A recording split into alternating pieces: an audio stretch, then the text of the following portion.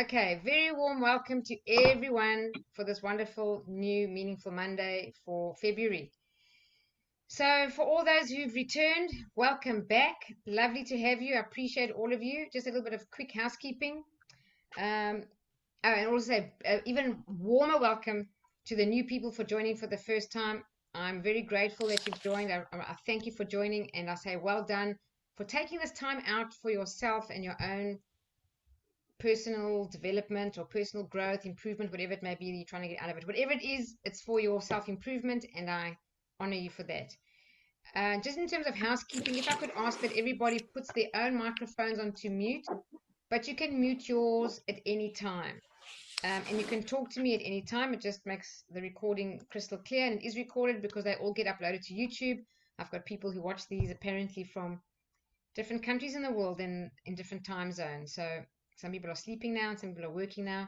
So just to make it accessible, I just record them. And of course, for any of you, it says at the bottom there, all the Meaningful Mondays over all kinds of topics are on the channel called Silver Method Australia YouTube channel. And there are quite a few. I think in total, the videos are definitely over 100, maybe more than that even. But Meaningful Monday is certainly on all kinds of topics. So just if you're looking for something, please browse around and see if there's something that can add value to you. All right, let's begin.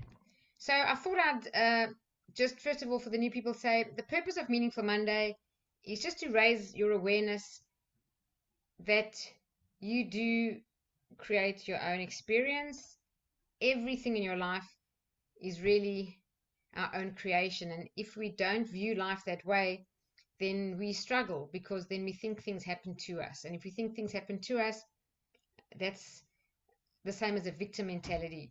And sometimes it's hard for people to hear that and they get offended, and I apologize if I'm offending you, but it is for your benefit that I say this, because there was a time in my life where I never knew I was responsible for creating my own life, and when I learned that, it changed everything for me. And over time, taking more and more responsibility, to the point that today I can say with comfort and harmony inside me, and with confidence, that I am 100% responsible for my life, all the good, all the bad, all the ugly, all the wonderful, all of it. And the more I own my experience, the better my life becomes, because I'm conscious in creating my own reality. So tonight's topic is all about beliefs. And, there really are all kinds of things that we believe. And I just really want to send home the message that we think some things are facts. And I have to tell you that very, very, very little in life are facts. And most of it is perception and our beliefs around something. And I'll just give you an example. If you know anyone who's quite up to date with the financial or the finances or the economy or whatever, they'll tell you if it's a strong or weak economy. And then you'll say, I would say to them, it's not actually a fact, it's your belief. And they'll say, no, it's a fact. It's all over. I can show you 10 websites and 10 articles, and even that, it's still a belief. So most of our life are beliefs, and we tend to sometimes be unconscious and unknowing that we believe things that really don't serve us. So what I'm going to share with you tonight are some beliefs that I have adopted intentionally over time. I've almost forced myself to adopt these beliefs and repeated them like affirmations over and over again, kind of forcing myself to believe in these beliefs, knowing that my beliefs are really creating my life, and best I change some of the limiting beliefs that I have. So I'll just give examples of limiting beliefs. If a person says, I've been looking for a job for 3 months and I can't get a job, there are no good jobs at the moment out there, that's a belief. You can argue with me, you can contact me, and I'll have a conversation with you kindly offline. I can tell you with 1000% certainty, there are no jobs out there, there are lots of good jobs out there. That's an example of a belief. And what happens with beliefs is we create them, and then we spend our life finding evidence and proving those beliefs. And the more proof we find, because we will find it, and I'll tell you why we find it, because we have a perception filter called our RAS, RAS, or reticular activation system, it's a filter that your brain must have to limit what comes in. And I'll tell you why. You have a conscious mind and a subconscious mind, and your subconscious mind can take in everything. It can take in 40 million bits of information per second. Now, your conscious mind that you're using right now to listen to me and to watch this presentation can only take in 40. So you've got your subconscious taking 40 million and your conscious taking in 40. If you had to take in any more than that, you would be completely bombarded. Your brain wouldn't be able to even cope with all the information. So it has to limit, out of all these millions and millions bits of data, what's coming in. And that filter is called your perception filter. So that's why you'll have someone who's optimistic and someone who's pessimistic in the same house or in the same job, in the same company. And you'll wonder, how do these people have such different viewpoints on the same thing? It's your perception. So I'm just mentioning this to make a person aware that I'm serious when I say to you, almost everything that we claim as a fact is a belief. And this is so much so that even scientists have been proven today that what they're proving, their hypothesis in physics and in science, are also created by their beliefs, by their perceptions. In other words, the scientist wants to prove that this thing is a pen and does the research in such a way that he proves it's a pen. So I'm just letting you know, the perception today is the largest field in psychology, and it's everything. So Jackie says, Janine, I'm intrigued to hear your thoughts between belief and meaning, as in some things have meaning to us, other things don't. Are you thinking that belief and meaning are similar or different?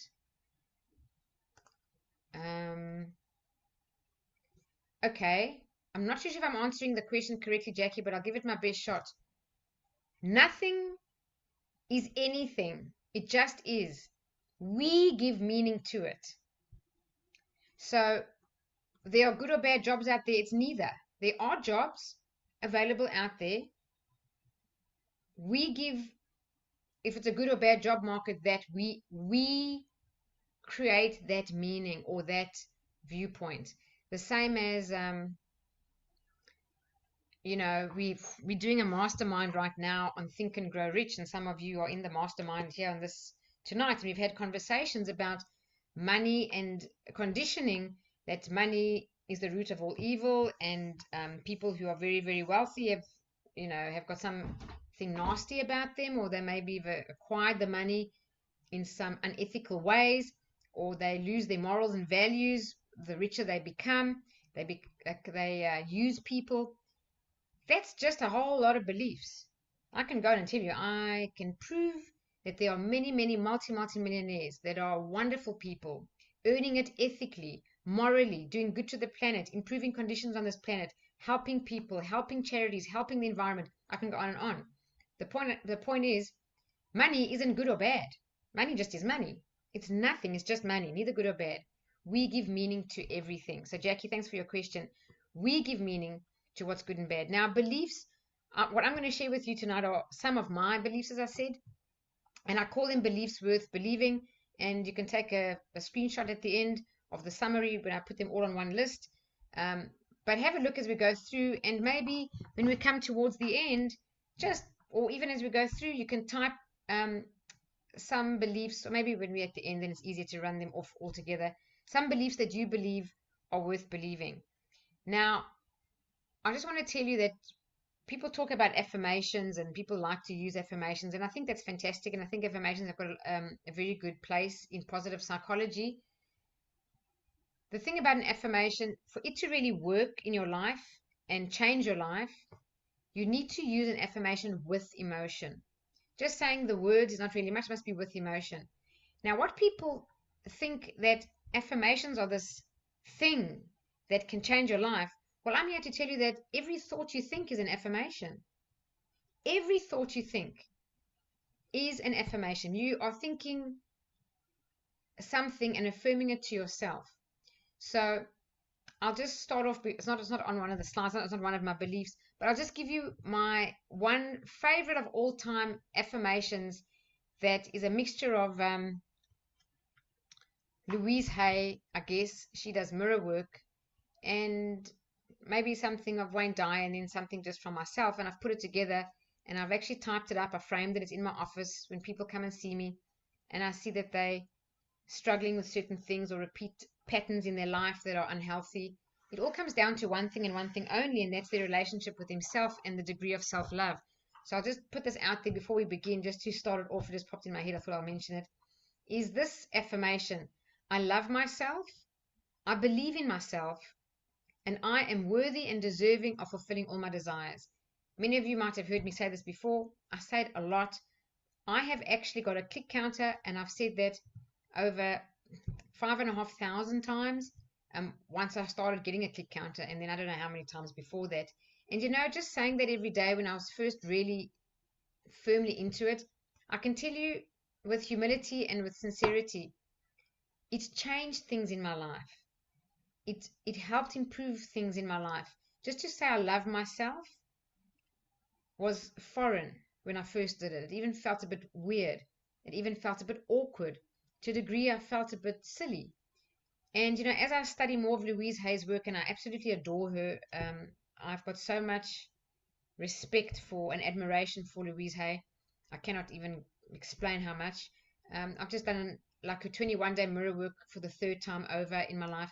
And now when I say I love you in the mirror, it's a whole different thing. And that has changed the relationship with myself, which has changed my own personal self-value, my self-esteem, and your income improves when you love yourself more. Your relationships improve. The love in your life gets better.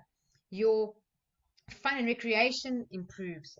Your opportunities, you'll just have better opportunities and more of them. Your health will improve. You won't treat yourself badly. You will stay healthy, eat well, sleep well, drink enough water, all these things if you love yourself. So that's the first one I just want to put there. You want to write this down. It's not in the presentation. Just write it down. I love myself. I believe in myself. There is nothing more important in this world than you believing in yourself. If no one believes in you, and they all tell you, you can't do that, you're never going to succeed, forget about that venture. If the whole world says that to you, but you believe in yourself, I promise you, you will still achieve that thing. But if the whole world says, you can do it, Janine, you can do it, yeah, you just go for it, you can do it, and we can see you've got the potential, and you don't believe in yourself, if it's me, if I don't believe in myself, I'll never achieve that thing, no matter who believes in me.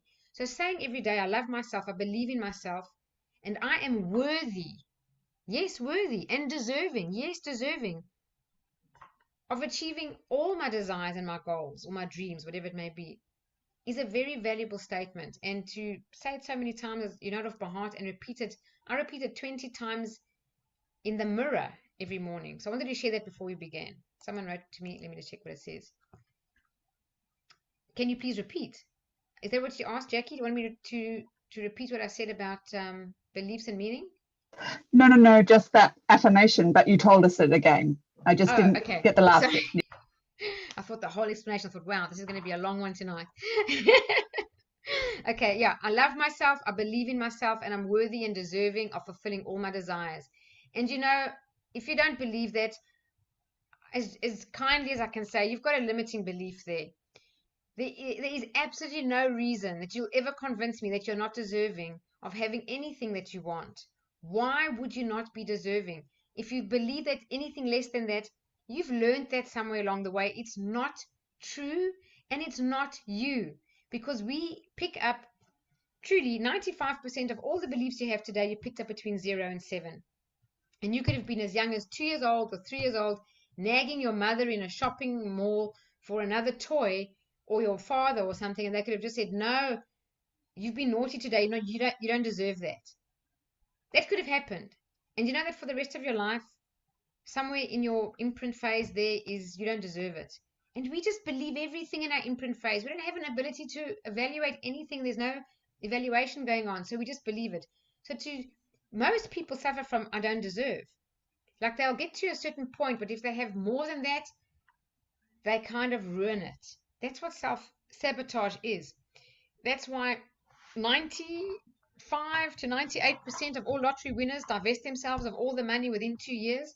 Why? Because they're not used to having the money. And you know that many of them are worse financially off than they were before they won that lottery money?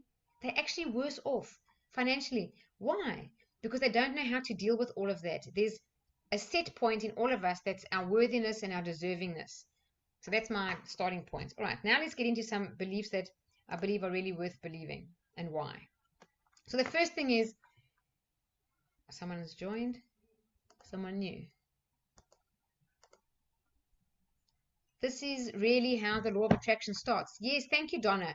This is exactly the law of attraction, and you've just said it, and you're so intuitive that you even sensed the slide, the first slide. Before I put it up, you typed that. So the first slide is exactly about the law of attraction, which is true. It's a universal law. It's based on the law of vibration, which everything in this world is in a state of vibration. Everything is energy, and like attracts like, and that is likened to self is drawn. That's the law of attraction. So what you give out, you get back. So if you think life is hard, I'll say, yep, you're right.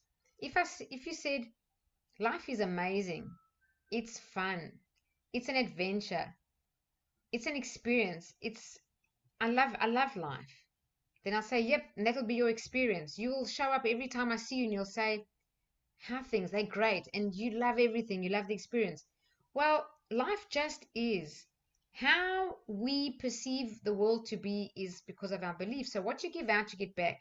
And this is why your beliefs, nothing more or less, your beliefs determine your experience.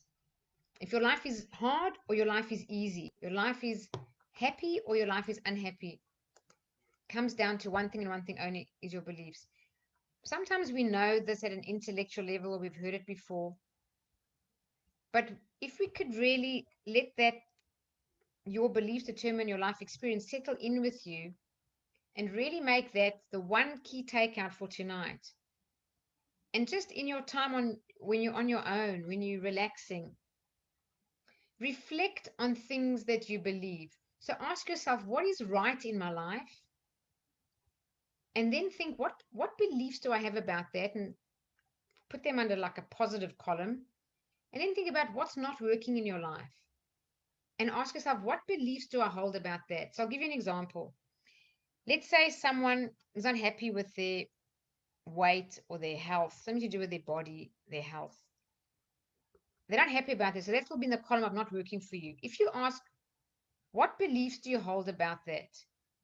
You'll probably say something like, I can't eat carbs, I just put on weight. Or I'm allergic to something. Or I'm gluten intolerant. Now, some people will say to me, Janine, it's a fact. I'm gluten intolerant. And there again, I'm going to say, now please, I apologize if I'm offending anyone. It's actually something you believe so strongly that you think it's a fact, but it really is a belief. And I can tell you, hand on heart, not because it's me, because there's enough scientific proof and evidence out there in books like Dr. Bruce Lipton or Dr. Joe Dispenza's book, You Are the Placebo, or The Biology of Belief by Bruce Lipton and many others, that if you change that belief about having an allergy or an intolerance or being diabetic or whatever it is, you literally change your physiology. So your physiology is actually a reflection of your beliefs. So that's to do with health.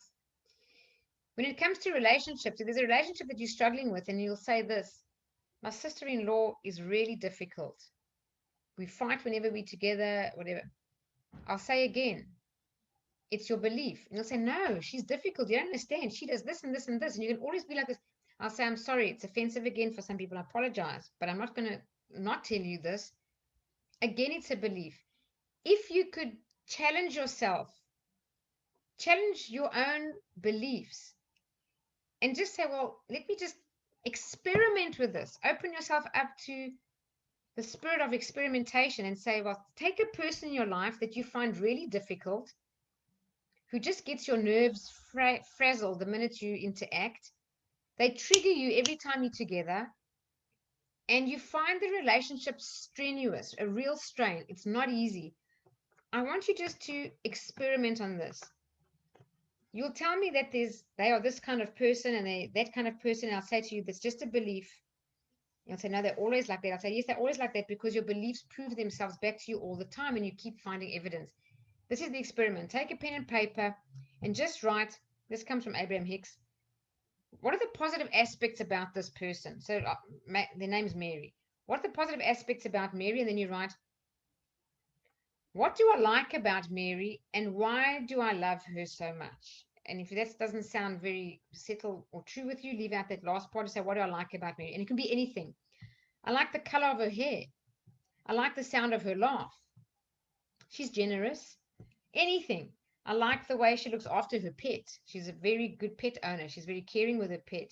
I like the way she arranges flowers. I like the way that she's decorated her home. It doesn't matter what it is, but you just find as many things as you can that are positive about Mary, and you write a whole foolscap page. And you do that, and then every time before you're going to interact or see Mary, you force yourself to read that through, and you literally force yourself to focus when you meet her on her positive aspects. Keep telling yourself, I'm only going to focus on Mary's positive aspects. If she's got a pretty smile, that's all I'm going to focus on is a pretty smile. And just say to her, you've got a really nice smile, Mary. Just, say something. And I promise you, when you practice that, you'll change the way you feel about her after doing a foolscap page like that. Try it out. And you will find she won't show up the same way. You'll say, I don't understand, but that day was actually the best interaction we had in ages. I don't know if it was really this thing or it was, I don't know, just kind of happened. And do it again. Do another positive aspect and do it again. You'll find that as you change your thoughts and you repeat a thought, it becomes an attitude or a belief. Life reflects it back at you. So your beliefs determine your living experience, and relationships are the best testing ground. Try it with a relationship and you'll see this is true. Google it if you don't believe me. There's lots of information about this out there. And if you want to know more about the Book of Positive Aspects, just Google that in Abraham Hicks and it'll come up and you'll have a lot. You can buy a book of theirs or just find it on YouTube or whatever. So that again is just to reinforce some things we think are really facts, but they're not. And then I was listening to a person the other day, really, really upset about the way something had happened. And I just kept reminding the person that just calm down. And the reason the person is so unreliable is because you believe that they're unreliable.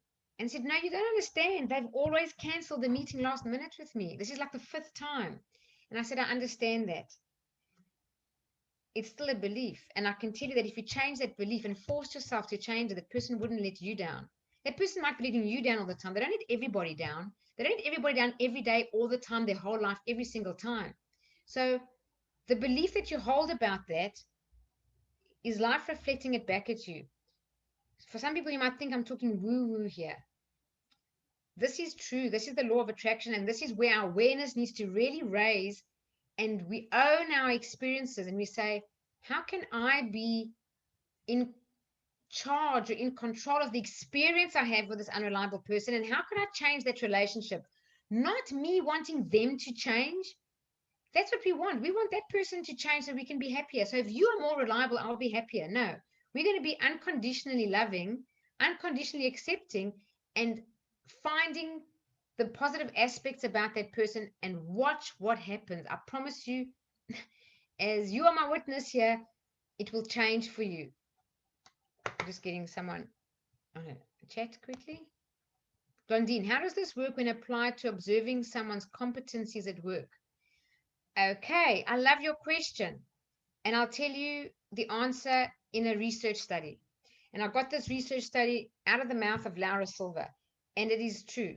They did a study in the United States and they took the first year of school. So the year ones, they came in and they used to have in the school the class of highly gifted and the class of, I don't know what you call them, people like with special needs and needed additional help and attention to be academically average.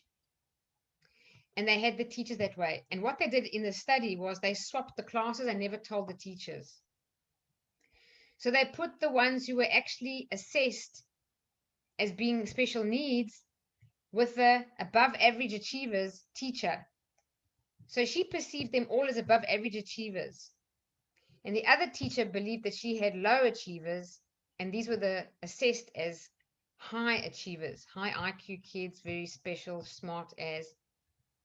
And what do you think happened? You can guess because I'm leading you on like the witness. They performed exactly the same. The non-achievers under the teacher thought they were high achievers, they performed like high achievers. And the ones that were really bright, they had a teacher who thought they were low achievers, and just her belief about them, they just performed below below their potential. So whatever we believe we're creating, and even the term a self-fulfilling prophecy, the self-fulfilling prophecy is massive in psychology. You can read up, it's like a whole section in psychology, and there are thousands of studies done. And teachers and schooling is a very good example, or in the workplace with a boss and an employee. We might get the feeling that our boss thinks we are something. This happened to me. And the minute I thought the boss thought that of me, I just dropped my level. And then I thought it's true. Then I underperformed. Then I saw their face and I thought, I'm sure they're thinking that I don't know, whatever the word is, let's say incompetent. And that just caused a downward spiral. The same way in the company of someone, especially a boss, who just keeps thinking the sun shines out of your you know what, you punch above your weight. You achieve better, you do better things. So in the workplace, it's exactly the same. Competency and lack of competency. And if you told a person you believed in them, you would raise their performance.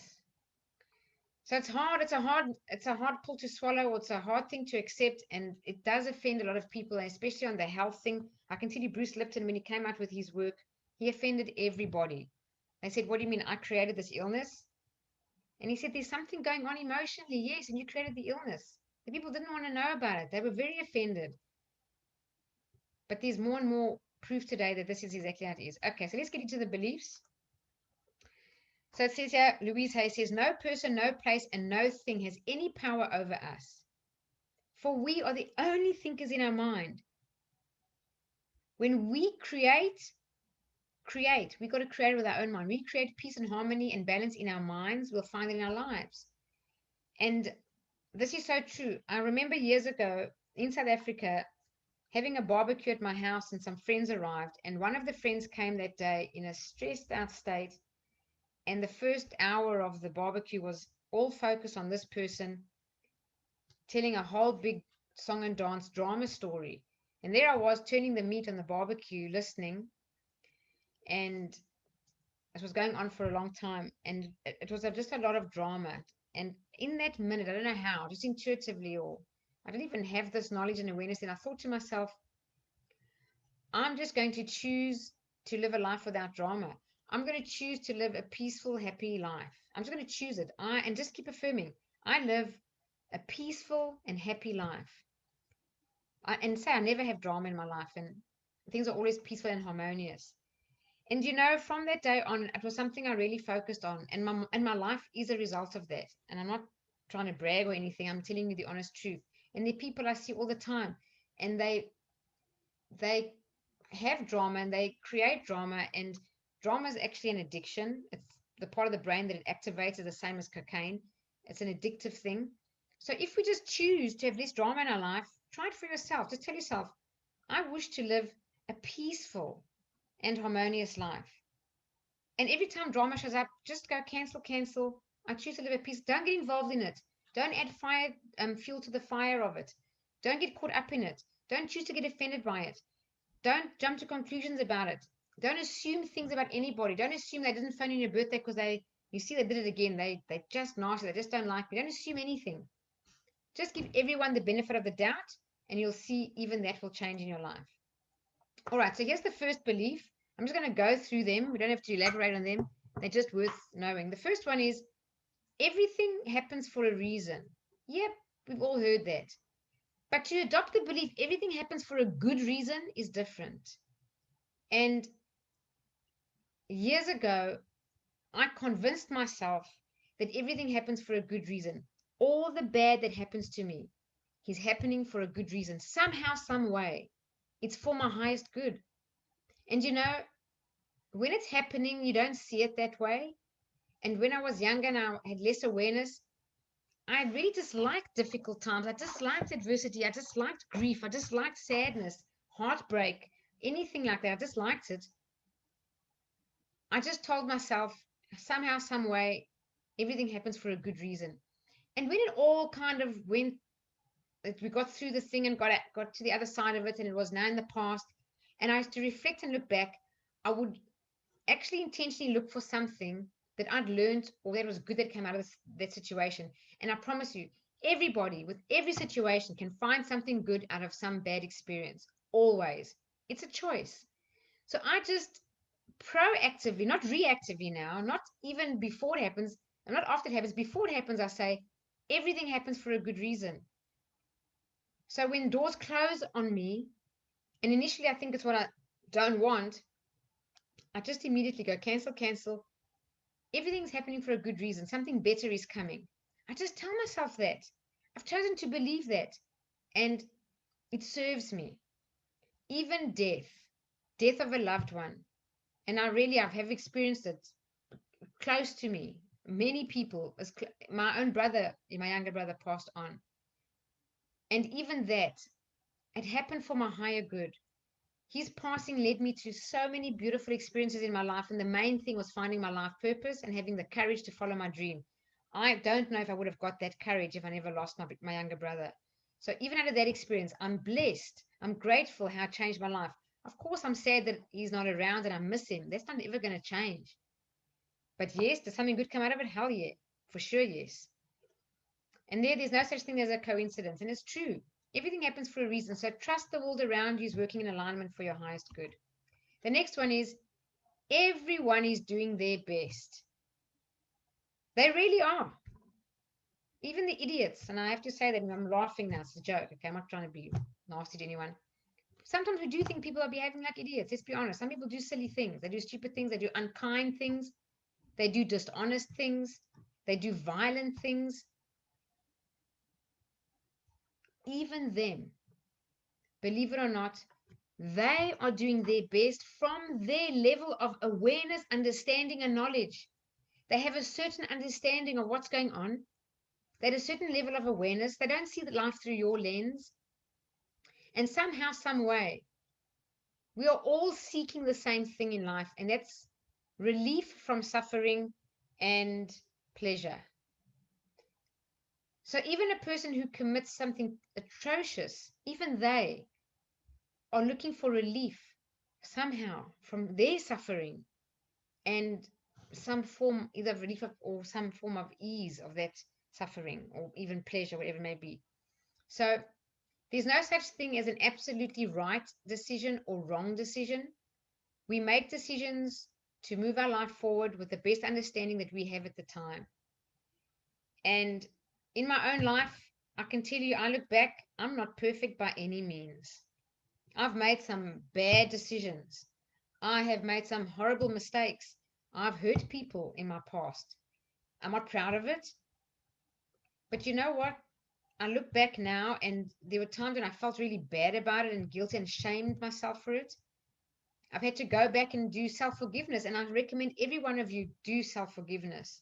If you're not too sure how that works, just Google self-forgiveness meditation on YouTube and find one and listen to it. But we do need to forgive ourselves. And if I take myself back to that time, I did my best with that understanding back then. Yes, today I look at it and I say, that's shameful, Jean. How could you do that? But it's not shameful. At the time, I was doing my best. So if we can just try and remember sometimes that people don't know what on earth they're doing because they lack awareness, we can be a little bit more compassionate. It just helps us view the world in a better light. And it also helps us to forgive people. We must learn forgiveness. It's the highest spiritual lesson we can live while in this living experience on earth. Our life is, I don't know, short, medium, and long. It depends on the person. Our lives are all different lengths and time. Someone dies at the age of 2 and someone goes at the age of 92. So it doesn't matter. Whatever your life experience is, the most valuable spiritual lesson for your journey and your higher good is the lesson on forgiveness. And it opens all doors. It opens doors to better relationships, because you can only forgive if you're willing to do it, and you're willing to do it if you want to practice more love. And if you do forgive, the reward you get back is an open heart that can love more. So it's a cycle. The more you forgive, the more you love. The more you love, the more you forgive. The more you forgive, the more you love. The more you forgive. Don't you want more love in your life? Who on earth wants to live with resentment? Yes, some people do live with resentment, and you know what? They cling to that resentment because, unfortunately, as weird as this sounds, there's some emotional payoff that's pleasurable in resentment. It's almost like we're punishing the person by resenting them. Oh, I don't like you, and you did that nasty thing to me, and as I clench my teeth, it feels good. It's actually true. Some people have that thing. But when you really take a step back and look at it and say, does the person know how angry you still are? How you occupying your headspace with something that happened 5 years ago, 20 years ago, whatever it may be? If you can come to the place of forgiveness and open up and release that, you are growing spiritually. It's the highest spiritual lesson. And it's not easy. But you know what? You will find something about yourself that you begin to love more. You'll have a better self-esteem, better self-worth, better self-love. And if you forgive, the best thing about that is you teach other people through your own example. Did you know that today, by the way, is National Forgiveness Day? You know that lady who, that those parents who lost lost 3 kids, and the other child, the 4 kids, in the car accident. It was 1 year ago today. It's close to where Nancy lives. Nancy works with me, and she was on the phone with me, and she was driving past, and she said there were hundreds and hundreds of people there, like a shrine. They've built this like mural of the kids, their faces, and Jesus on a cross, and people have gone there to pray today and lay flowers and balloons, and all these people have come there to pray. I think it's actually amazing. But they've named it National Forgiveness Day because that woman said she forgave that driver at the time she heard the news. At the time she got the news. Can you believe that? It's, for me, I don't really have words. I revere her to have such a high level of spirituality that she can forgive someone who just killed 3 of her own children and 1 other child. But look how she's teaching everyone through her example. So when you forgive, you become a teacher, and you teach others through your example.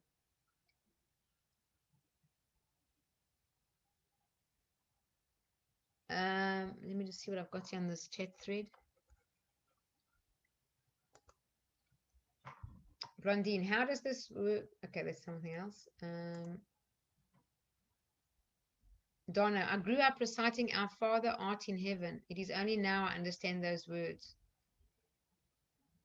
Okay, you'll have to explain, Donna, what that means. I'm not sure what you mean. You can just unmute your mic and talk. Jayanti, yep. Oh, sorry. The prayer says, Our Father who art in heaven, hallowed be thy name. Thy kingdom come, thy will be done. Forgive us as in heaven, as we forgive those who trespass against us. So whilst we're asking God's forgiveness, we're forgiving the people that have trespassed against us at the same time. So my understanding now, as I've gotten older, is that I can't ask for God's forgiveness if I can't forgive others first or at the same time. That's very good. And I'll just add something there. Now I talk about facts and truths and beliefs. The truth is actually that we are unconditionally loved. We are unconditionally loved by God, by source, by whatever name you want to give it. And we are always loved no matter what we do. This is the truth. It's unconditional. It's like the sun shines on everybody, whether you're good people, bad people, murderers, saints, doesn't matter. The sun shines on everyone. That's the same as our Creator's love for us. That's my, okay, it's a belief, I suppose, my belief. And even if we don't forgive, we're still unconditionally loved. But what Donna said is very true. When we that's, like in the prayer, the Our Father, it's actually, why would we ask for something we're not prepared to do ourselves? And if we want to be forgiven, and surely we do want to be forgiven, the best way is exactly what you said, is to forgive. And to also feel at peace asking for forgiveness, because we are practicing forgiveness. And if you find forgiveness hard to practice, well, ask for strength to forgive. Because you know what? Forgiveness forgiveness is not for the weak. Forgiveness is for the strong. Weak people can't forgive. That's why it's a spiritual practice. Only strong people can forgive. This is also a big distinction. It takes courage to be willing to forgive, especially big hurts, big acts of betrayal. So I'll leave that with you. Then Jayanti, love this quote, don't remember exact words. Anger is like poison you drink and somehow expect the other person to die. Exactly right. It's exactly true. And that's resentment, that's anger, that's hate. We hold that inside of us. We think we're punishing the other person. We're not. We're punishing ourselves. So everyone is doing their best, and let's forgive them, and forgive them knowing they're doing their best. Bless them, wish them love and a high level of awareness. All right. The next one is, I create my own reality. I've spoken about that right up front. And I take 100% responsibility for my life. When I first heard this many years ago, it was actually a big deal for me. It was a big ask to say, I said, really? Really? This happened to me, this happened to me, this happened to me. I just couldn't get that to sit well with me. But the more I heard it, the more I learned about it, the higher my awareness, the more I started to understand the law of attraction, how the universe operates by law. And I don't believe it, I know it. We create our own reality. So when I started saying, I take 100% responsibility for my life improved. And John Maxwell, who's the #1 leadership author in the world, he said once on stage, and I'll never forget that day, he said, the day you take 100% responsibility for everything in your life, you'll have more motivation to achieve your dream. And that hit me like a ton of bricks, because I had a dream. I didn't know how to live my dream. I was in corporate at the time. I had this dream of speaking, training, coaching, and being free to do what I want, when I want, how I want. I had this dream. I didn't know how, and I had such fear. And when he said, take 100% responsibility for your life and you'll have more motivation to achieve your dream, I said, right, this is on me. What can I do? Everything is me. It's working, not working, it's me. Blondine, I actually meant performance rather than competence, but I will quickly discuss more detail tomorrow. Okay, yes. So Blondine, I would say both performance and competence are all often and very often a self-fulfilling prophecy. If we believe someone's performance is poor, it will be so. If we believe someone's performance is high, it will be so. And initially, it starts off kind of neutral, but we're forming beliefs with everything that happens, and we're creating judgments. And we don't even realize it. It might even be at a subconscious level. But if you have to step back, that's why I say, if there's a relationship that's difficult, just ask yourself, what do I believe about this person? What's the first thing that pop up automatically? And it'll be that they're displaying. So here's something by Louise Hay. I change my life when I change my thinking. I am light, I'm spirit, I'm wonderful, capable being. And it is time for me to acknowledge that I create my own reality with my thoughts. If I want to change my reality, then it's time for me to change my mind. Very true. Okay.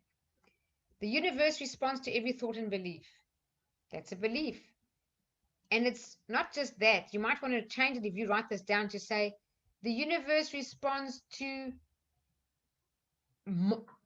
my every thought and belief, to every thought and belief that I have. So it's about yours. The universe is responding to my thoughts and beliefs. And it is. Times are hard. It'll prove it to you. Times are good. It'll prove it to you. Like this, I wanted to say, the weather. The weather is just the weather. It's just the weather. When the weather's bad, it's not bad. Somebody claimed it bad. Somebody thought it bad. We have got bad weather today. Really? What is that? It's we have named it and framed it. So it's the same with just about everything. So when we start to do that, that's on the weather. Now, it doesn't have to be. You could actually try this. I don't know which book I was reading, and the first test of like letting go, and I think it's in the surrender experiment. The first test of surrender is to do it with weather. Just surrender and say, I love this day. It's raining and windy. I love the fact that we have variety in the weather. And so when it's raining and windy, I get to appreciate the days when it's sunny and blue skies, whatever it may be.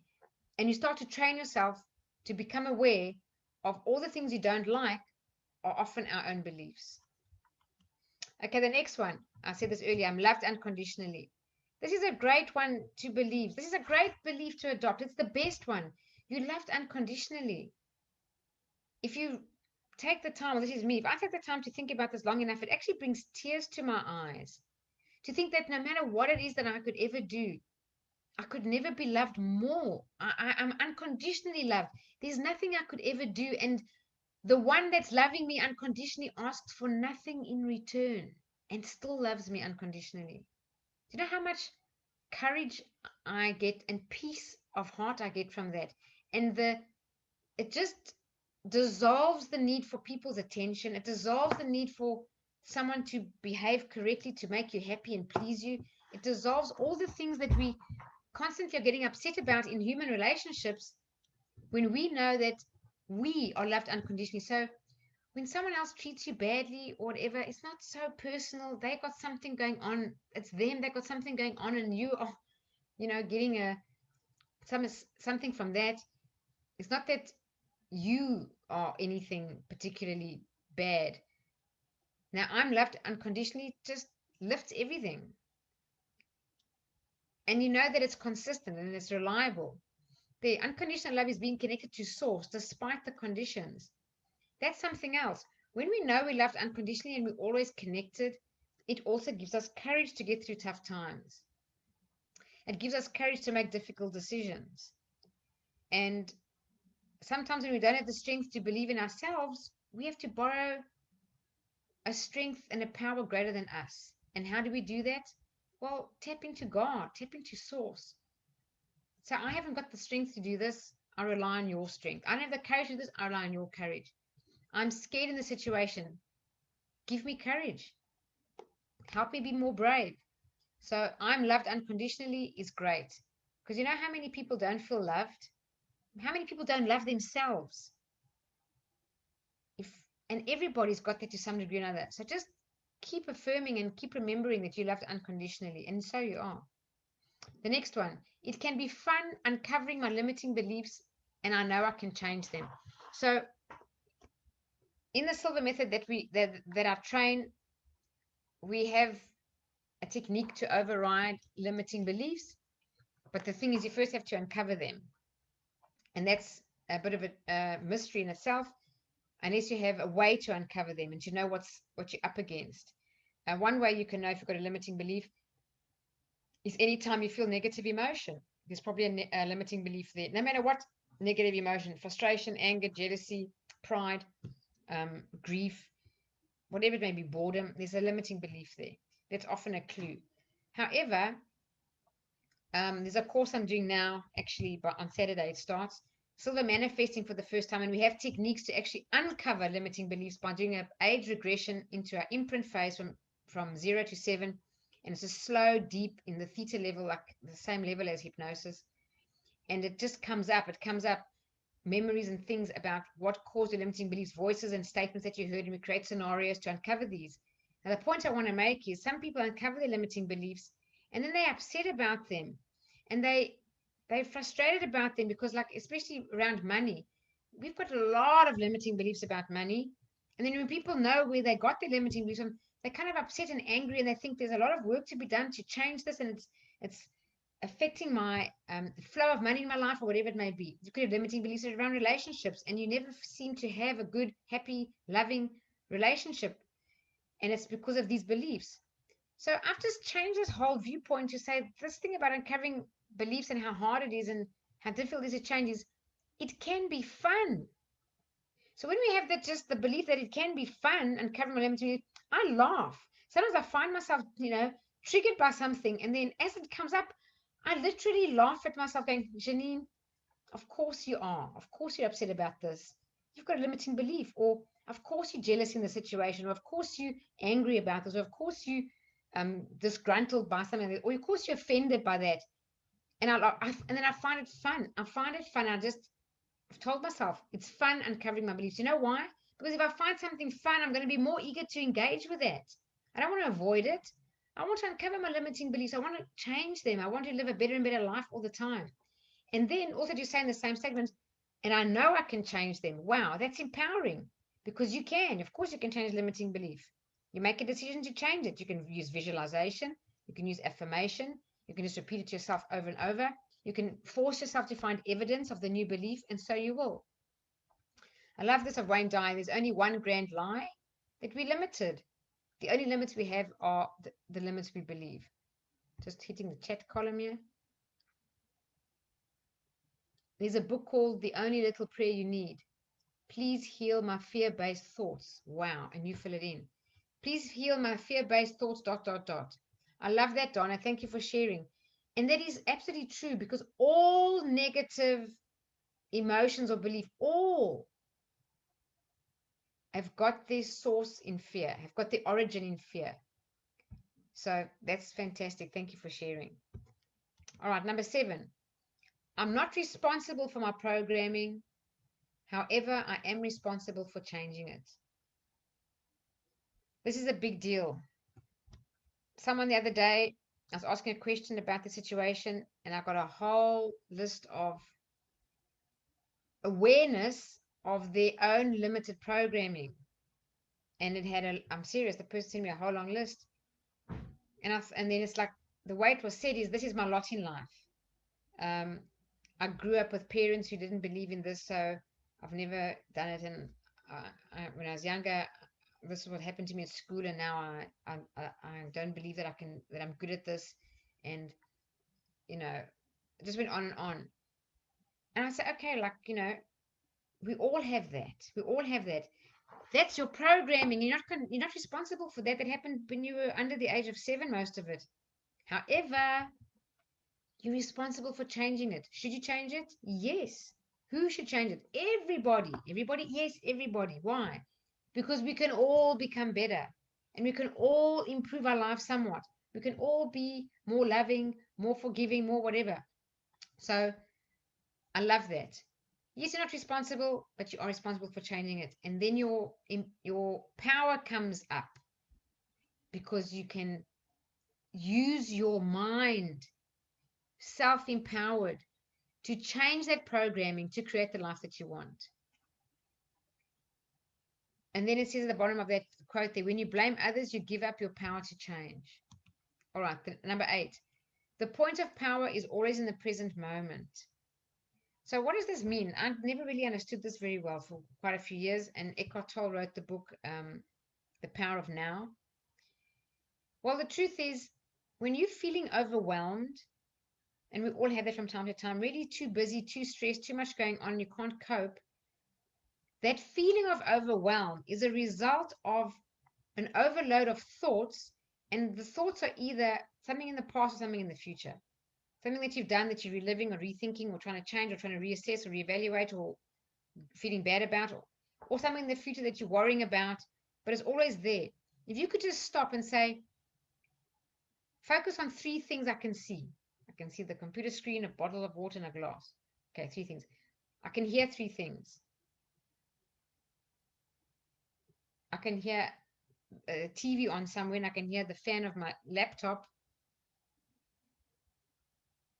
And if I listen closely, I can hear some contraction. So just saying, look at 3 things, hear 3 things, and feel on your body 3 things. So if I feel my body, I can feel the chair under my bum. I can feel the back of the chair against my back, and I can feel my heel on the floor. Just do that. And what it causes is your mind has to just stop, and you have to do and all these things are in the present moment. The minute you do them, and do them slowly, you've stopped all that thought. and you've had, just even if it's 15 seconds, pause, take a deep breath, relax, and get present. Focus on right now. A good way to do this is to just close your eyes, take a big deep breath, do it right now, and try and hear your heart beating. Try to be aware of your own heartbeat. Just try that and take a big deep breath and try and listen to your heartbeat.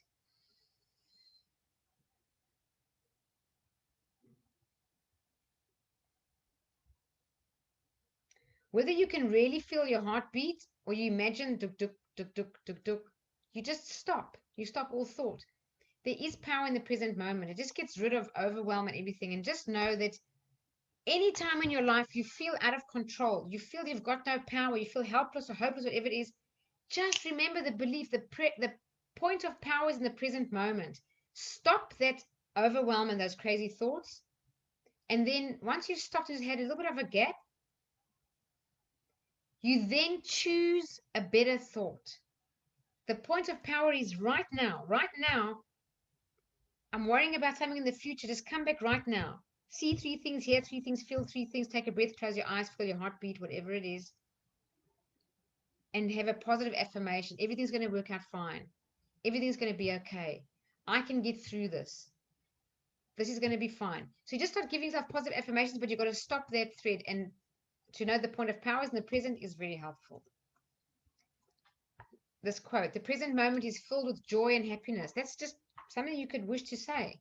The present moment is full, if I'm attentive, I'll see it. Look for something. Look at a flower, look at the sky, look at a tree, look at anything.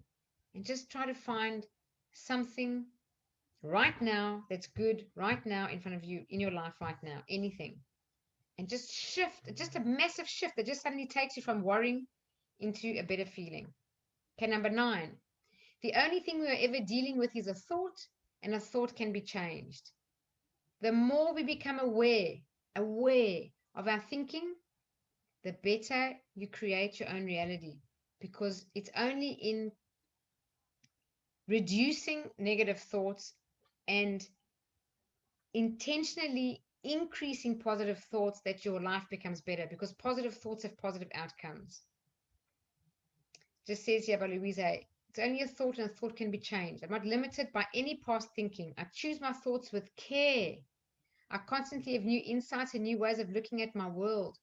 I'm willing to change and grow.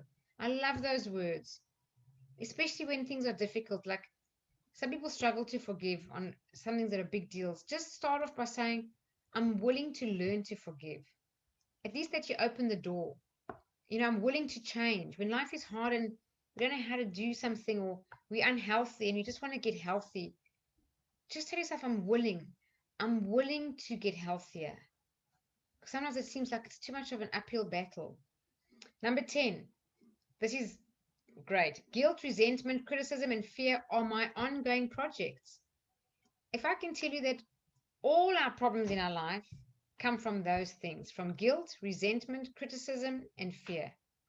If we say they're ongoing projects, it means they're not our problems, they're our projects. Projects means we're working on them. Once you've got a project, you're making it better, right? So it'll help improve it. Just say, these are projects for what? For my personal growth, for my self-improvement. And there it says, the mental thought patterns that cause the most disease in the body, which is dis-ease, criticism, anger, resentment, and guilt. 11, I'm responsible for my attitude. I love that. If anyone wants something quite valuable, just go onto YouTube and listen to Earl Nightingale on attitude. It's amazing. Really good. There is so much power in attitude. A great attitude is not the result of success. Success is the result of a great attitude. I always say for anyone, when you're hiring people, hire the right attitude and they'll learn the skills they need. Don't try and hire the skills. You don't know what attitude you're going to get. Just focus on attitude. Hire that. You can teach a person with the right attitude anything, and they will be successful. Here it is. Here it is. There's no such thing as good as bad weather. There's just weather and your attitude towards it. There we go. Okay, number 12. Forgiveness is spiritual practice. Spoken about that. Here's another beautiful quote by Mark Twain. Forgiveness is the fragrance that the violet sheds on the heel that has crushed it. That is so beautiful. That is so beautiful. Forgiveness. The fragrance the violet sheds on the heel that crushed it. So that's something we can learn a lot from that quote. All right, number 13. The weak can never forgive, attribute of the strong. Right. I'm divinely guided and protected at all times. This is just something that I affirm over and over and over again. It is a belief now. If I had to think of how does my life go? I'll say just like that. I believe I'm divinely guided.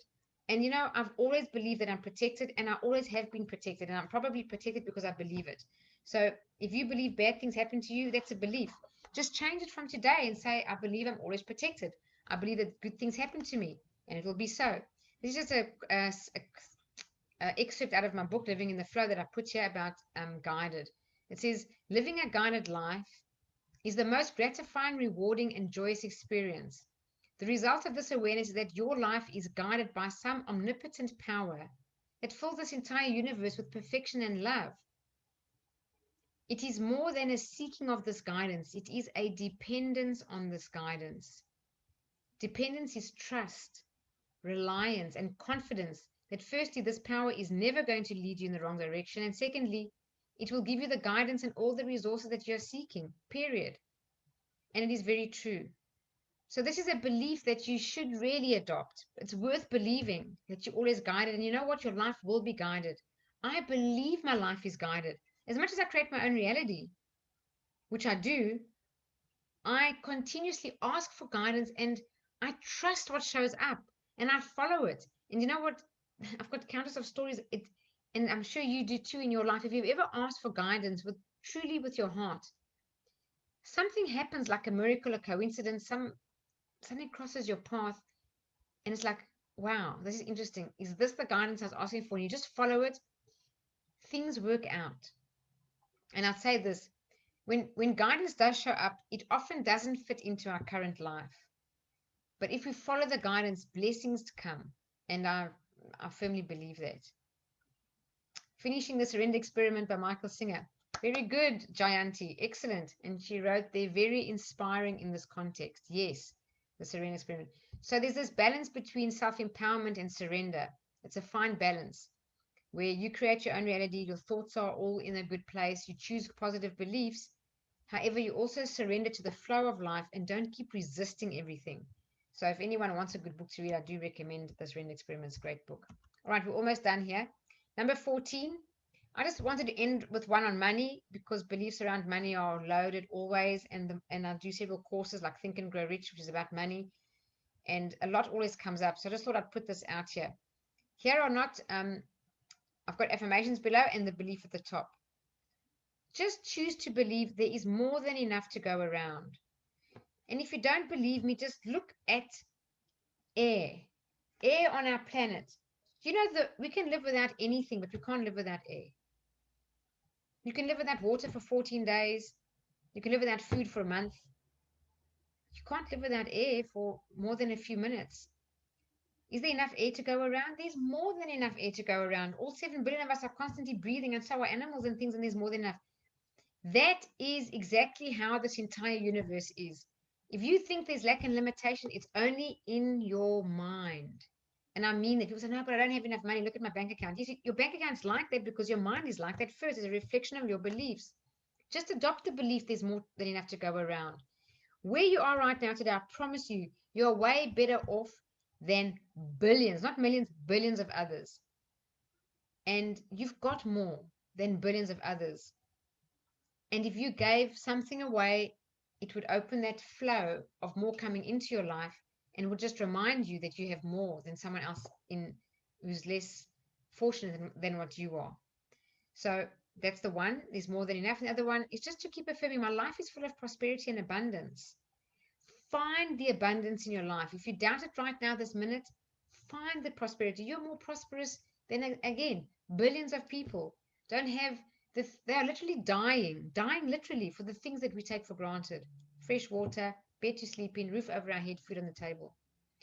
And just say it. My life is full of prosperity and abundance. And the more you believe that and repeat that, the more it will be reflected in your life. Whoops. And then here's some affirmations that I've chosen over the years. The one is from Bob Proctor. Money comes to me in increasing quantities from multiple sources on a continuous basis. I know that off by heart. I repeated it thousands of times. And if ever I get worried or nervous about money, I just repeat that over and over till it shifts my energy. I'm worthy of deserving and having great wealth. If that seems weird, you need to practice that. There's a limiting belief there. Every time we pay, just say, I pay for this with love. Why not? Pay with it with love. Be grateful that you've got it to pay with. Abundance flows through me. That's a beautiful one. I live in harmony with the law of circulation. Beautiful. I'm grateful that I always have more than enough. Perfect. I'm just going back to the chat box here. Donna, Pema Chodron quote, you are the sky. Everything else is just the weather. Beautiful. You are the sky. Everything else is just the weather. Thank you, Donna. That's beautiful. Okay. Whoops. There's the sum up. Those are the beliefs worth believing. They're my beliefs. Some of them obviously have more, but these I really thought I'd share with you.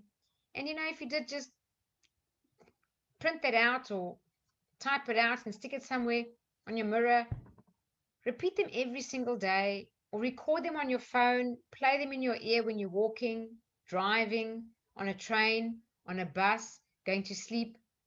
Let these beliefs sink into your subconscious mind when you're idle. Let them play out loud when you're going, as I said, going to sleep, over and over again with thousands and thousands of repetitions. When these become your beliefs, your life will reflect them, and they're all valuable and worth adopting.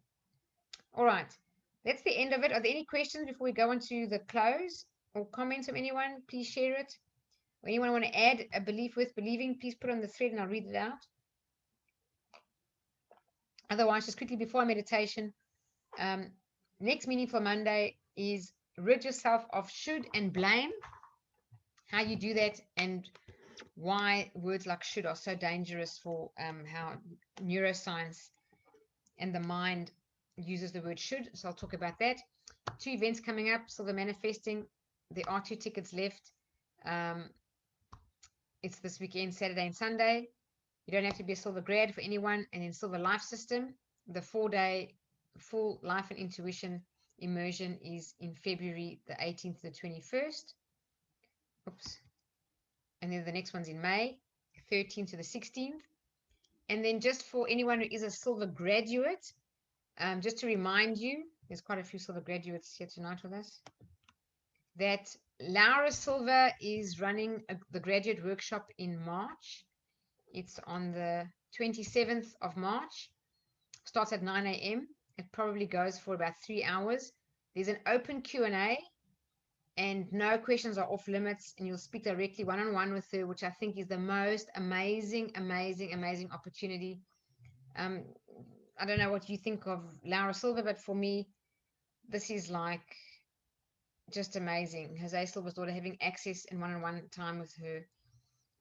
And she's very generous and wants to answer all your questions. So anything at all, there's no questions of limits. Doesn't matter what the topic is about, bring it to the table and she'll engage with you. And then what she's going to be teaching on that day is actualizing congruence. It means actualizing means manifesting, how you actualize something.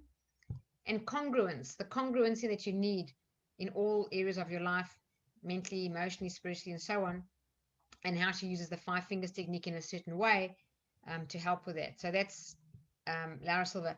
I've got the limited spots, yes, because we don't want to have too many people, because we do want everybody to be able to speak to Laura and Laura to speak to you, and she wants to.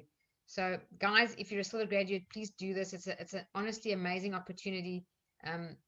This, I don't know, it's just a blessing how she's so generous and offered to be available, and from the US, she'll be on Zoom interacting with us. Okay, I'm just going to jump onto the thread, see what people have got here. Oops.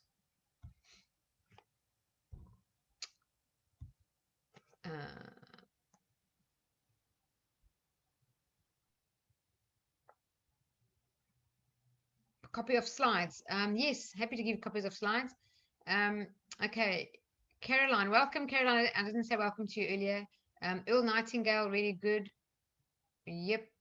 Okay, great. Laura's class, you have there to be in person. No, You can be on Zoom, or you can be in my office. So if you're in Sydney, yes, you will be in the office. And if you're on Zoom, you'll be on Zoom. She will be on Zoom. So if you're in the office, she'll be up on the big screen and you'll be able to talk and interact with her, and she'll be able to see you. And if you're on Zoom, she'll be like this on Zoom. You'll be able to see her when she's talking, and she'll be able to see you and you talking. So no, it's for everybody. So the manifesting one, not this actualizing congruence, but the other course, the manifestation one. Was she involved in the content, or is she also involved in actually on Zoom and turning up? No, she just trained me. Yeah. And she's not in the Silver Manifesting course, but it's her course. She developed it. The certificates are signed by her. Mm-hmm. So if you get certified in Silver Manifesting, the certificate's actually got her signature on it. Okay, thank you. Yeah, but that's in person at my office. And I will at some stage do Silver Manifesting online. And you know what? It's actually really easy to do online. It's even easier than doing Silver 4-day. So yeah, so I haven't got a plan for that now, but it's something that I'm definitely thinking about doing, just for people outside of Sydney or overseas or whatever. Thank you. Is Laura attending the Manifest workshop? No, she's not attending that manifesting workshop. However, not to say that she won't one day in the future come on for a segment of it. I mean, she may, but just for this first one, no. She trained me, and I'll be delivering Silver Manifesting, and I feel really blessed. It's the first time it's ever been in Australia, and right now, as I stand today, I'm honestly now one of the only trainers in the world that do Silver Manifesting. There are a couple of people who were trained, but that we're not aware of them doing any classes, and nor was Laura. So I really, it's a blessing. It's the most phenomenal creative work ever, and it just unlocks everything that holds us back from manifesting and understanding it all in ourselves. It's really a great program. All right. Any more questions or quotes or anything you can put on the thread? Otherwise, let's get ready for meditation. What is the time? We're running late. We're trying to get done by 9:30. So grab a pen and paper. If you're new, grab a pen and paper. If you're not new, you'll know how this runs. I'm going to relax you through a guided meditation. Just listen to the instructions and relax. You don't have to do anything, just relax. And I'll guide you, relax from head to toe. You'll imagine a beautiful waterfall of light. Just, get into the feeling of it, and it just like cleanse you and get rid of all your worries and make you feel great. And then the waterfall will turn green, which is just representing unconditional love. Feel that beautiful love showering on you. And then we're going to ask ourselves, well, I'm going to ask 3 questions, and it is, what do I need to focus on for the month of February? And there's a minute of silence. Your first impressions, don't judge them, just write them down. Anything that comes up, just write it down. You'll get different answers in a deep state of meditation than you will at this level where your mind's active. So from the beta level, we're going to the alpha or theta level even, and then things just come up with your intuition. The second question is, what steps do I need to take me closer to what I want? And you'll just, whatever comes up, write that down. And then the third question, what do I need to let go of? That could be anything, whatever comes up for you. All right, so let's begin. You can keep your cameras on, don't worry about that. I'm going to put my video off and just really relax and enjoy this. So for a change, I'm going to play some different music, and this music comes from Laura and from Silver Manifesting Workshop. It's got, does anyone know the solfeggio frequencies? It's got the one frequency, I think it's for abundance, the 528 one, and then it's also got the theta sound in the background. It's called Theta. It's just very nice and relaxing, and just ignore the beating sound. It's a binaural beat, just to help you really take your mind into a very relaxed space. I just hope this is loud enough and that you can hear it. Someone needs to give me a thumbs up. Let me just open my... Oh, you can hear it. It's okay. Okay, thanks. Thank you. All right. So find a comfortable position. Close your eyes and take a nice deep breath in. And as you exhale, just blow out through your mouth like you're blowing out a candle, and just relax. Just let go.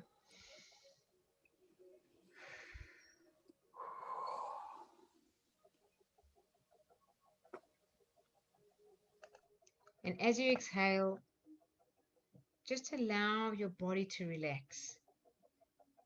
Take another deep breath in and do the same thing again. And as you exhale, just feel all the tensions in your body releasing and like floating away.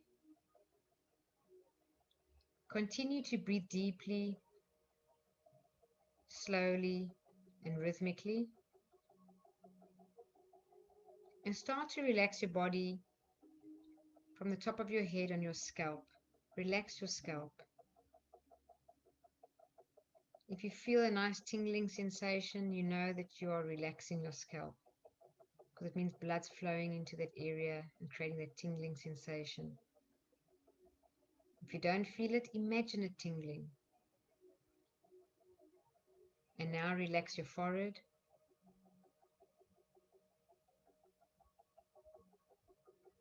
Relax your eyes and all the muscles and tissues around the eyes. Relax the eyelids.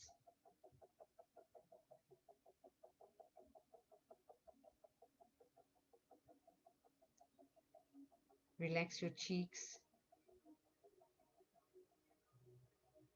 And now just relax the whole face. Relax your tongue and jaw.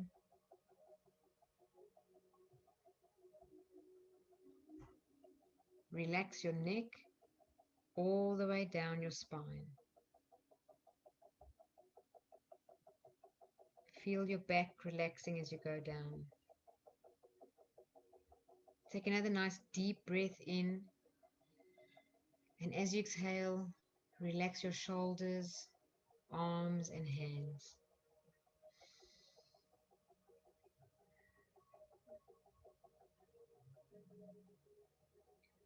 Relax your chest. And now take a nice deep belly breath in, and as you exhale, relax your abdomen.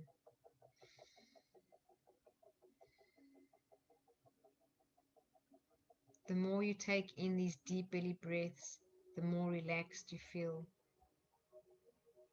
the better you feel, the calmer you feel. Relax your thighs. Relax your knees. Relax your calves. Relax your feet.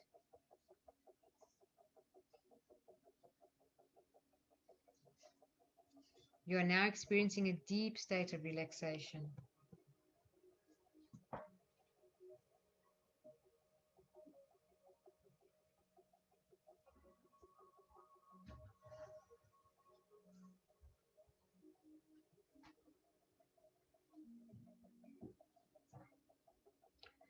You're now going to create in your mind an ideal place of relaxation. It can be real or imagined, somewhere you've been or somewhere that you'd like to go. And allow it to be a place where you feel totally relaxed.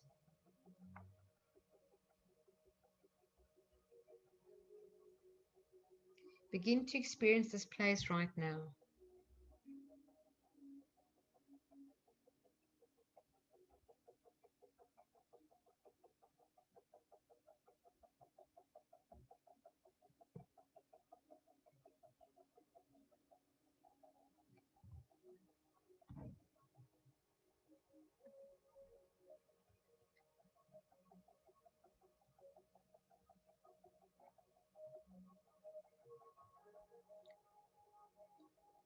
Now that you've created your ideal place of relaxation, you're going to add a waterfall of white light into the scene.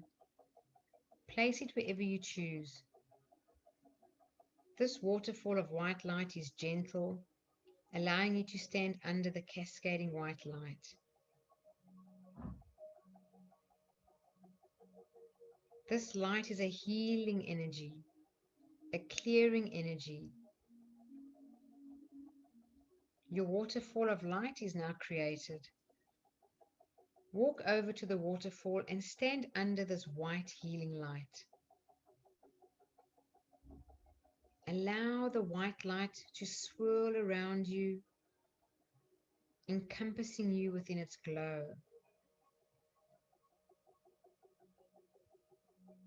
Imagine or feel this white light clearing all the stress, tension, and clutter away from you, just washing right off you. And not just the stress, tension, and clutter of today or last week or the last month or even the last year, but of your entire lifetime.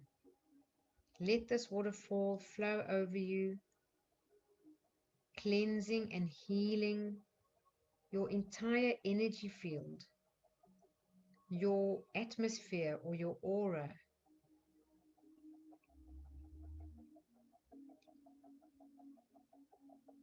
Imagine it, feel it, and as the light clears your energy field, just notice how much happier you look.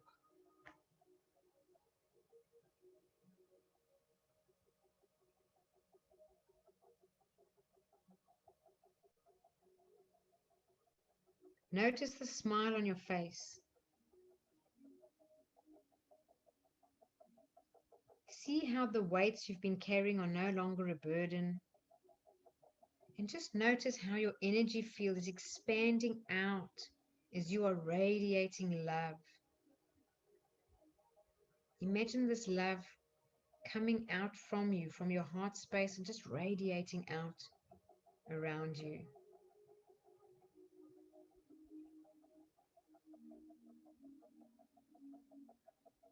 This waterfall of light is always available to you whenever you need it. All you need to do is close your eyes and imagine your ideal place of relaxation and immerse yourself in this healing white light. Now take a nice deep breath in. As you exhale, relax even deeper and mentally repeat these beneficial statements to yourself. Every day, in every way, I am getting better, better, and better.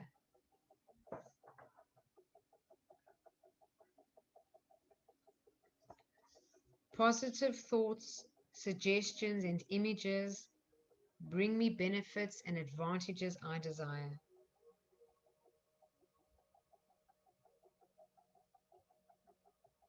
Repeat mentally, I will always maintain a perfectly healthy body, mind, and immune system.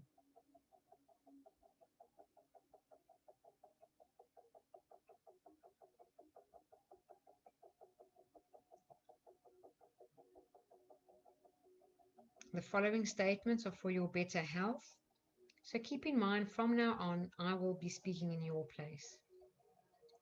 Every second, every minute, every hour, every day, every cell, tissue, organ, and system of my body is revitalized, restored, and renewed, resulting in a perfectly healthy body, mind, and immune system.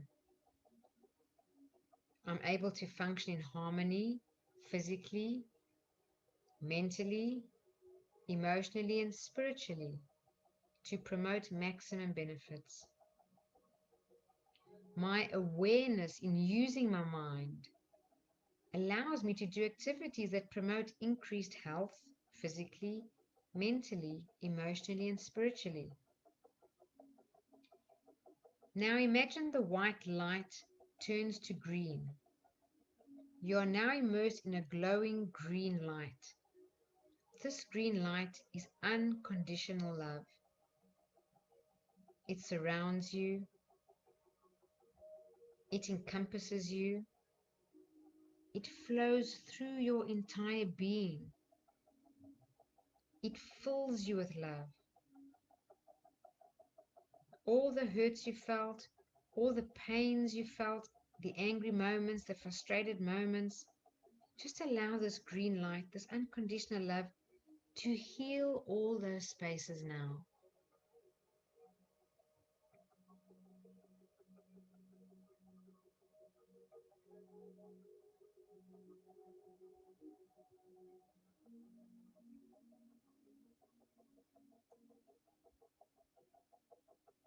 You are an amazing human being.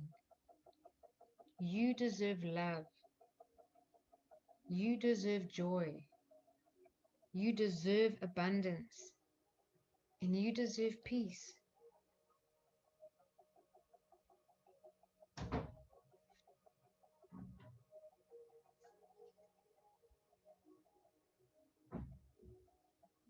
It is now time to step out of the waterfall. Step out of the waterfall of light. Your energy field is now clean and clear. You feel centered, relaxed, yet energized. Your mind is very clear. You feel like you're in the flow of universal love and energy. Just take a moment now to bask in this wonderful feeling of relaxation and connectedness.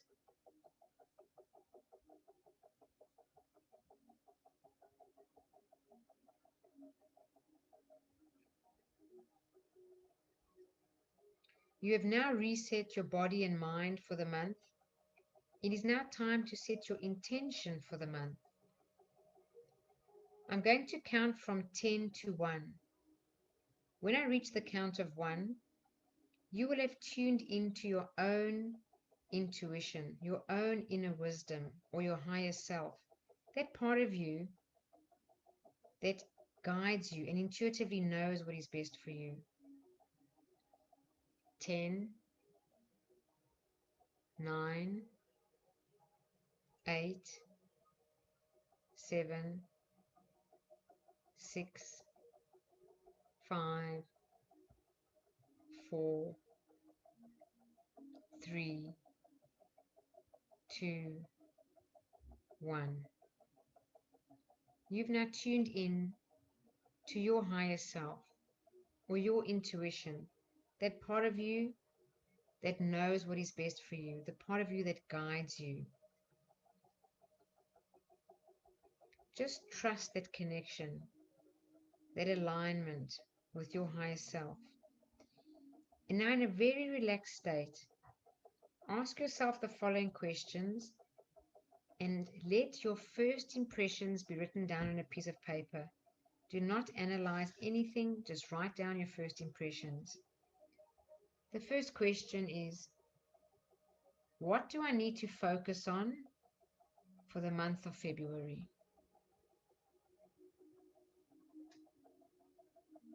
Whatever comes to mind, write it down.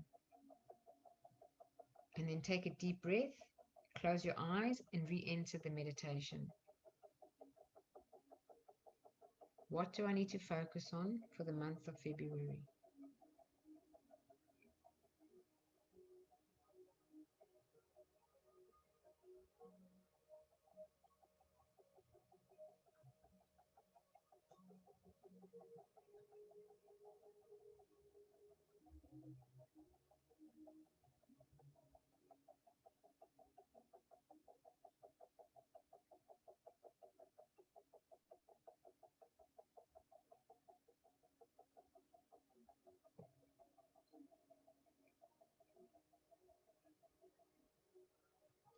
Next question. What steps do I need to take me closer to what I want to be, do, or have? Write down your first impressions.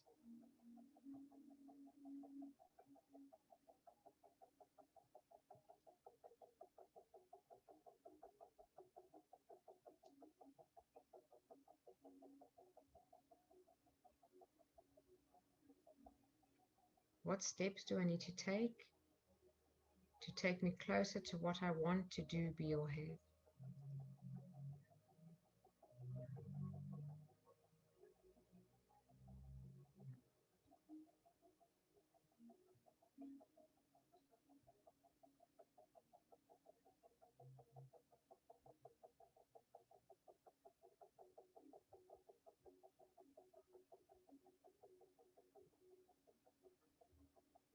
Just follow your first impressions.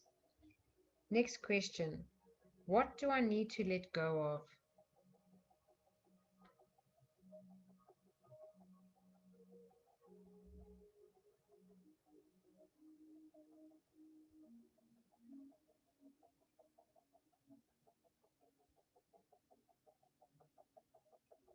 Whatever comes to mind, just write it down. Take a deep breath, close your eyes, and re-enter the meditation. And the last question is there anything else? Is there anything else I need to know, or is there anything else I need to do? Just, is there anything else?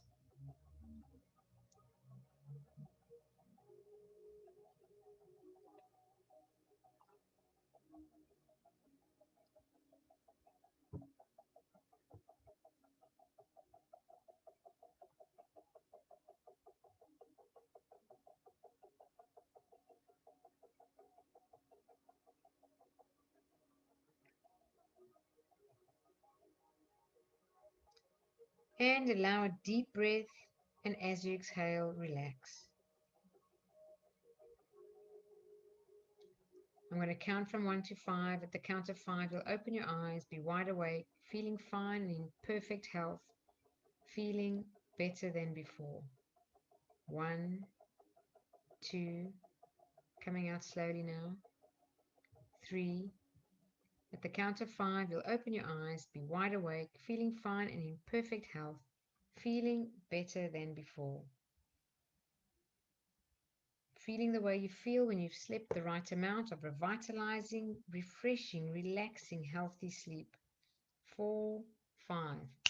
Eyes open, wide awake, feeling fine and in perfect health, feeling better than before. Okay, welcome back everyone. I'll just stop the recording.